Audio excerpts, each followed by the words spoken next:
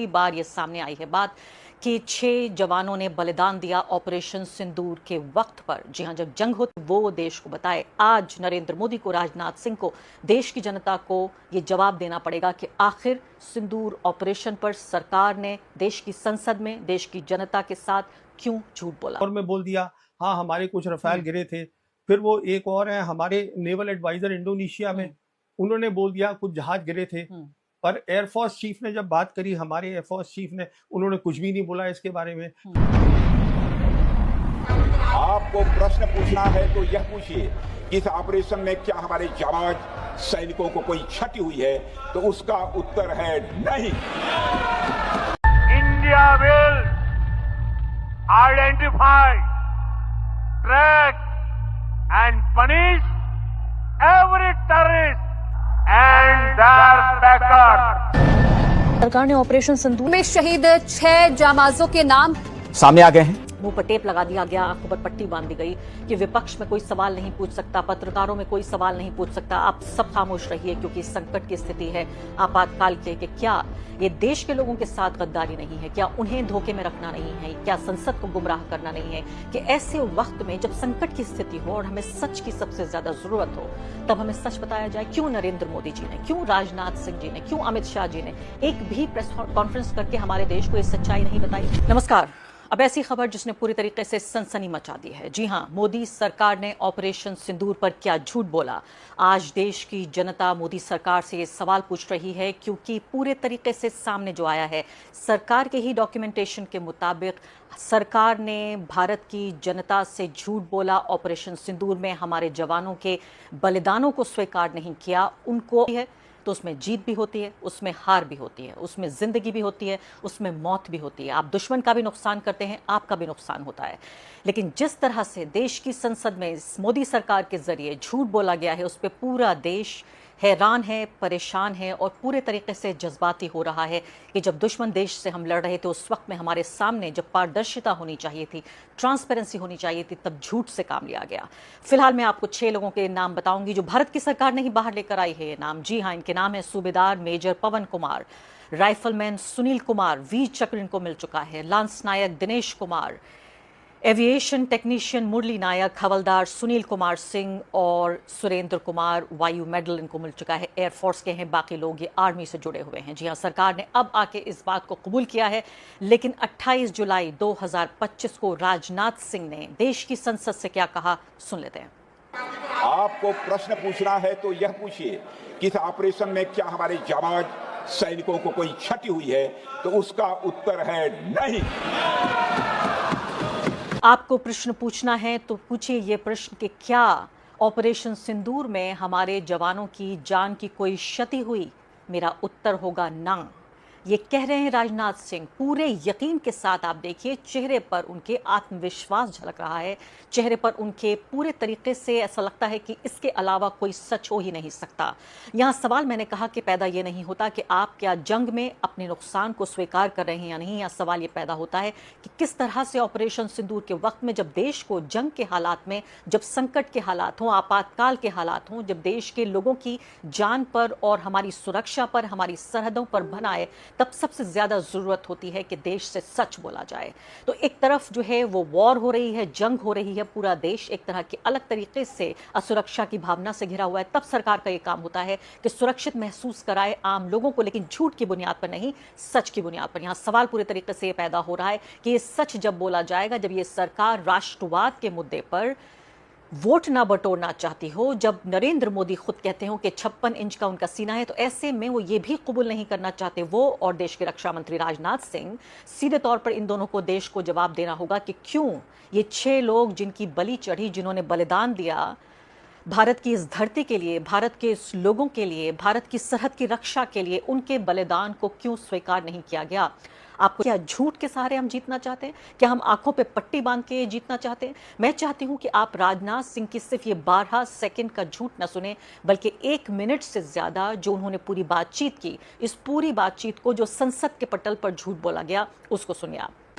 अध्यक्ष महोदय, राजनाथ सिंह जी, देश के रक्षा मंत्री, हम यही चाहते हैं, आपकी जिम्मेदारी है, ये देश पर एहसान नहीं है, देश को सुरक्षित रखना आपकी जिम्मेदारी है, ये आपका राजधर्म है, यही आपका काम है, इसलिए आप रक्षा मंत्री हैं। इसलिए देश की जनता ने आपकी पार्टी को चुनकर सरकार चलाने का मैंडेट दिया है कि आप देश को, देश की सरहदों के बाहर भी और सरहदों के भीतर भी हम नागरिकों को सुरक्षित रखेंगे, ये आपका काम है। लेकिन क्या ये काम आप झूठ बोलकर कर रहे हैं? यहाँ सबसे बड़ी बात यह है कि क्या देश की संसद को झूठ बोलकर गुमराह किया गया? क्या हमें अंधेरे में रखा गया? क्या देश के जवानों के बलिदान को अपमानित किया गया? मैं आपको वो भी सुनाऊंगी कि झुंझुनू में जो एक माँ बिलखती रह गई और कहने लगी कि क्या उसकी वो अपनी जीभ काट ले। ये भी बयान मैं आपको सुनवा देती हूँ। जिस तरह से यहाँ पर पूरी तरीके से सदन की अवमानना का भी पूरा मामला आ रहा है और कहा जा रहा है कि बीच ऑफ पार्लियामेंट्री प्रिविलेज है, यानी संसद की इस पाक धरती पर, पवित्र धरती पर आम जनता से सच बोलना चाहिए। बाकायदा आप संविधान की शपथ लेकर आप मंत्री बने और सांसद बने और उसके बाद ये झूठ बोला गया है।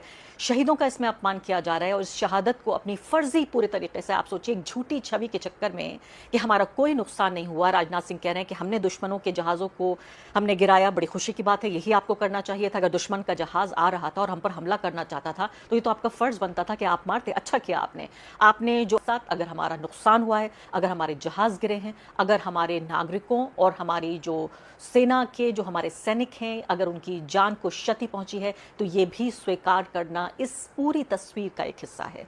आपको सिर्फ हमें वो तस्वीर नहीं दिखानी है जो आपकी झूठी छवि गढ़ेगी, बल्कि सीधे तौर पर आपको वो भी तस्वीर दिखानी चाहिए जो सच हो। मैं यहाँ पर लाना चाहती हूँ सीधे तौर पर प्रवीण साहनी जी को।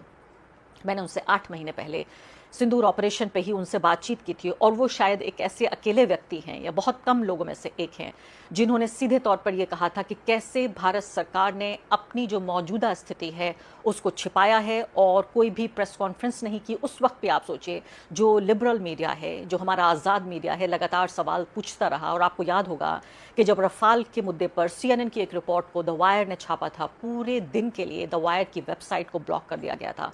सच बोलने की ये सजा दी गई थी। प्रवीण साहनी ने क्या कहा, सुन लेते हैं। तो क्या ये प्रोपेगेंडा जीता इनका या इन्होंने जंग जीती? क्या जीता, प्रोपेगेंडा या जंग? देखिए, जंग तो हुई ही नहीं है। जो 4 दिन का काम हुआ है, जंग 4 दिन में खत्म नहीं हो जाएगी। हिंदुस्तान, हाँ जी, देखिए, सबसे इंपॉर्टेंट बात क्या होती है, वो एयर वॉर होती है। और वो इसलिए होती है कि हिंदुस्तान पाकिस्तान की जो है, हम दोनों नेबर्स हैं, यहाँ एयर का रोल बहुत बड़ा होगा। और जो एयर फोर्स होती है, उसका जो मेन काम होता है वो होता है एयर सुपीरियॉरिटी। उसको हम बोलते हैं कि एयर टू एयर एंगेजमेंट। तो वो पहली ही 6-7 की रात को हमने देखा कि air to air engagement Pakistan air force ने करी और अगले दिन उन्होंने इंटरनेशनल प्रेस को बुला के ब्रीफिंग भी दी। हम तो अभी तक उसकी बात ही नहीं करना चाहते हैं। हमारे प्रधानमंत्री ने एक बार भी इस पर कोई प्रेस कॉन्फ्रेंस नहीं की, इस पर कोई बातचीत नहीं की। नहीं, हमारे किसी भी अफसर ने इसके बारे में बातचीत नहीं करना चाहते। हम खुल के, वो कुछ टिप्पणियां आती रहती हैं, जैसे CDS ने सिंगापुर में बोल दिया, हाँ हमारे कुछ रफाल गिरे थे। फिर वो एक और है हमारे नेवल एडवाइजर इंडोनेशिया में, उन्होंने बोल दिया कुछ जहाज गिरे थे। पर एयरफोर्स चीफ ने जब बात करी, हमारे एयरफोर्स चीफ ने, उन्होंने कुछ भी नहीं बोला इसके बारे में। फिर वो बहुत सारी किताबें आ गई हैं मार्केट में कि ऑपरेशन सिंदूर में हमने ये किया। एयर वॉर की बात ही नहीं करते। और आगे बढ़ने दर्शकों को याद दिलाना चाहती हूँ, और इस इंसान की मेरे मन में इतनी कद्र पैदा होती है कि जब पूरा देश खामोश था, क्योंकि देश पर एक संकट आया हुआ था, एक आपातकालीन, जाहिर है वो पूरा माहौल होता है जहां पूरे देश को एक साथ रहने की जरूरत है। मैं भी एक नागरिक के तौर पर, यह अलग बात है कि मैं सरकार की आलोचना करती हूं उनकी राजनीति पर और जिस तरह से सांप्रदायिक उनकी पूरी नीतियां हैं, लेकिन जब देश की एकता की बात आएगी तो मेरे जैसे करोड़ों लोग इस सरकार के साथ खड़े होंगे, बाजू से बाजू मिलाकर, कंधे से कंधा मिलाकर। लेकिन हमारी सिर्फ एक मांग होती है, वो ये कि हमारे साथ सच बोला जाए। जब हर तरफ झूठ का बोलबाला था, सरकार तमाम चीजें छिपा रही थी, जब एक व्यक्ति था वो लगातार बोल रहा था, प्रवीण साहनी। मैंने उनसे पूछा था 8 महीने पहले, मैंने कहा कि आप क्यों करते हैं, जब भी आपको देशद्रोही बोला जाता है उसके बावजूद भी आप सच क्यों बोलते हैं? जवाब सुनिए आप। आपको ये लगता है कि भारत में जो विदेश मामलों के जानकार हैं वो इस बात को दरअसल समझते हैं, लेकिन तथाकथित तथ्यों को पीछे रखे तथाकथित राष्ट्रवाद या देशभक्ति के नाम पे सच नहीं बोलते?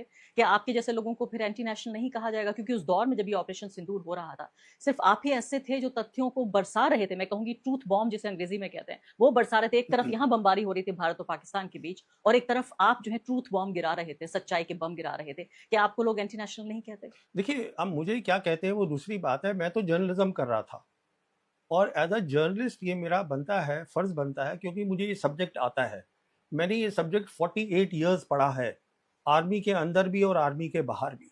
मैं समझता हूँ इस सब्जेक्ट को।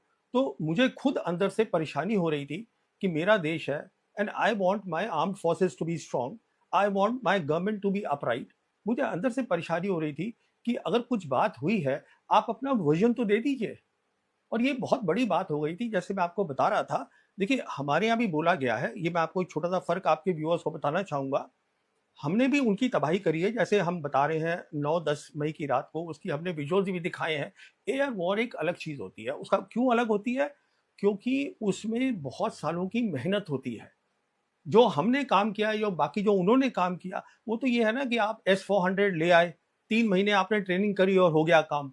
जब एयर वॉर थी और जो उन्होंने कॉन्सेप्ट बताया दुनिया को, मल्टी डोमेन ऑपरेशन, उसका मतलब है उसमें उनकी सालों की मेहनत है। वो अहमियत है उस बात की। और अहमियत इस बात की है कि एयर टू एयर वॉर ये प्राइमरी रोल है, प्राइमरी मिशन है किसी भी एयरफोर्स का, ये झुठलाया नहीं जा सकता। तो मैं तो अपनी नॉलेज से, प्रीवियस नॉलेज और एज अ जर्नलिस्ट बात कर रहा हूँ। एक फौजी के तौर पे भी और एक पत्रकार के तौर पे भी। लेकिन मुझे ये बताइए कि आप ये कह रहे हैं कि जब आप ये सच बोलते हैं, चाहे ये सच कड़वा ही क्यों ना हो, चाहे सरकार ये सच ना सुनना चाहती हो सकता है जनता के खेमे को भी पसंद ना आए, लेकिन आप इसलिए बोलते हैं क्योंकि आपको इस देश से प्यार है। मोदी सरकार से यहाँ पर मेरे 3 सवाल। सबसे बड़ा सवाल आपकी स्क्रीन पर, ऑपरेशन सिंदूर के शहीदों की सच्चाई देश से आखिर क्यों छिपाई गई? सवाल नंबर 2, संसद में सही जानकारी क्यों नहीं दी गई, संसद से झूठ क्यों बोला गया? सवाल नंबर 3, हमारे जो सैनिक हैं और उनके जो परिवार हैं, उनके बलिदान को स्वीकार क्यों नहीं किया गया, उनको सम्मान क्यों नहीं दिया गया, उनके परिवारों से झूठ क्यों बोला गया? पवन खेड़ा, कांग्रेस पार्टी के राज्यसभा के सांसद और उनके कम्युनिकेशन के इंचार्ज भी वो सवाल पूछ रहे हैं। बहुत महत्वपूर्ण सवाल है आपकी स्क्रीन पर फिलहाल। वो कह रहे हैं कि ये 2 संभावनाएं हो सकती हैं कि क्यों राजनाथ सिंह ने उस वक्त ये कहा और इस वक्त अब हमारे देश को ये जानकारी दी है। 2 संभावनाएं, या तो रक्षा मंत्री ने जब संसद को संबोधित किया तो उनको ये जानकारी ही नहीं थी कि 6 सैनिक शहीद हो चुके हैं। अगर ऐसा है तो उस मंत्री पर गंभीर प्रश्न चिन्ह है, क्योंकि उसी मंत्रालय के मामलों की जानकारी नहीं है जिसको वो लीड कर रहे हैं। बहुत ही जरूरी सवाल है ये कि आखिर क्यों?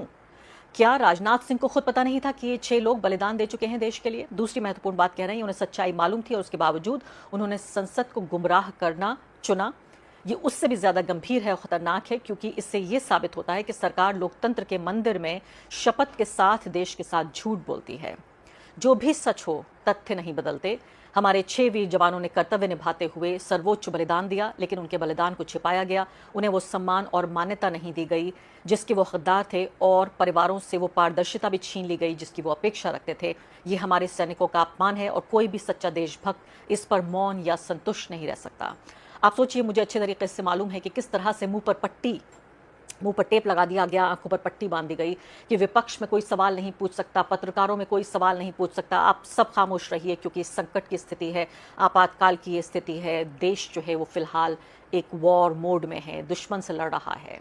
देश आपके साथ था मोदी जी, देश आपके साथ था राजनाथ जी, लेकिन सबसे बड़ी बात है कि क्या ये देश के लोगों के साथ गद्दारी नहीं है? क्या उन्हें धोखे में रखना नहीं? तो ये थी आज की वीडियो। अगर आप भारतीय मीडिया का रिएक्शन देखना और सुनना पसंद करते हैं तो ज़ेड क्रिकेट को सब्सक्राइब करें, बेल आइकन पे क्लिक कर लें ताकि जैसे ही कोई नई वीडियो आए आपके पास फौरन से नोटिफिकेशन आ सके।